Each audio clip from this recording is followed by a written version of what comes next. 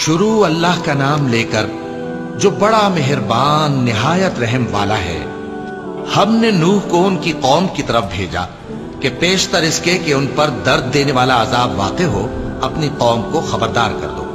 انہوں نے کہا کہ بھائیو، میں تم کو کھلے طور پر خبردار کرتا ہوں کہ اللہ کی عبادت کرو اور اس سے ڈرو اور میرا کہا مانو، وہ تمہارے گناہ بخش دے گا اور موت کے وقت مقرر تک تم کو مہلت عطا کرے گا۔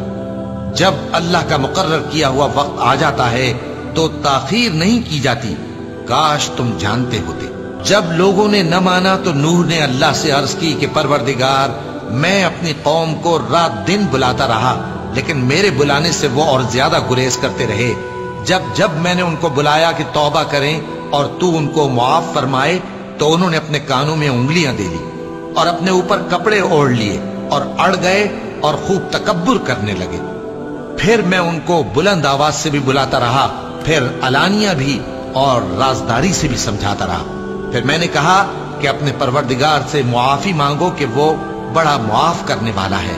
وہ تم پر آسمان سے موسلا دھار میں برسائے گا اور تمہارے مال اور بیٹوں میں اضافہ کرے گا اور تمہیں باغ عطا کرے گا اور ان میں تمہارے لیے نہریں بہا دے گا۔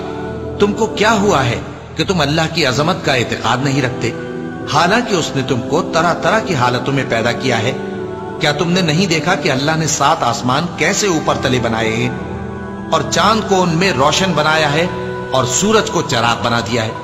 اور اللہ ہی نے تم کو زمین سے ایک خاص طرح سے پیدا کیا ہے، پھر اسی میں تمہیں وہ لوٹا دے گا اور اسی سے تم کو نکال کھڑا کرے گا۔ اور اللہ ہی نے زمین کو تمہارے لیے فرش بنایا تاکہ اس کے بڑے بڑے کشادہ رستوں میں چلو پھرو۔ آخر میں نوح نے عرض کی کہ میرے پروردگار، یہ لوگ میرے کہنے پر نہیں چلے اور ایسوں کے تابع ہوئے ہیں جن کو ان کے مال اور اولاد نے نقصان کے سوا کچھ فائدہ نہ دیا، اور وہ بڑی بڑی چالیں چلے اور کہنے لگے کہ اپنے معبودوں کو ہرگز نہ چھوڑنا، اور ود اور سوا اور یغوث اور یعوق اور نصر کو کبھی نہ چھوڑنا۔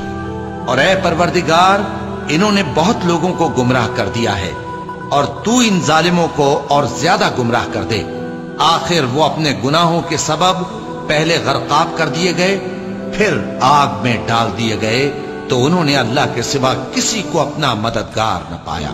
اور پھر نوح نے یہ دعا کی کہ میرے پروردگار، ان کافروں میں سے کسی کو زمین پر بستہ نہ رہنے دے، اگر تو ان کو رہنے دے گا تو یہ تیرے بندوں کو گمراہ کریں گے، اور ان سے جو اولاد ہوگی وہ بھی بدکار اور ناشکری ہوگی۔ اے میرے پروردگار، مجھ کو اور میرے ماں باپ کو اور جو ایمان لا کر میرے گھر میں آئے اس کو اور تمام ایمان والے مردوں اور ایمان والی عورتوں کو معاف فرما، اور ظالم لوگوں کے لیے اور زیادہ تباہی بڑھا۔